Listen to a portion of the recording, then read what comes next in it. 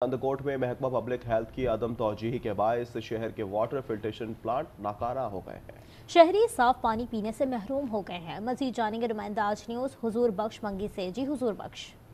जी बिल्कुल, अगर बात की जाए महकमा पब्लिक हेल्थ की लापरवाही की, तो लापरवाही और अदम तवज्जुही के बायस जो वाटर सप्लाई प्लांट लगाए गए थे शहर के अंदर, वो इस वक्त मुकम्मल नाकारा हो चुके हैं। और ये हायर सेकेंडरी स्कूल में मेन चौराहा है जहाँ पर ये वाटर प्लांट जो लगाया गया था, जो आप देख सकते हैं कि यहाँ पर गंदगी के ढेर नज़र आ रहे हैं, ताफुन फैल रहा है और टंटियाँ भी नज़र नहीं आ रही। शहरियों को मीठे पानी की सहूलियत मैसर होती थी, यहाँ पर कोई सहूलत मौजूद नहीं है पानी पीने की।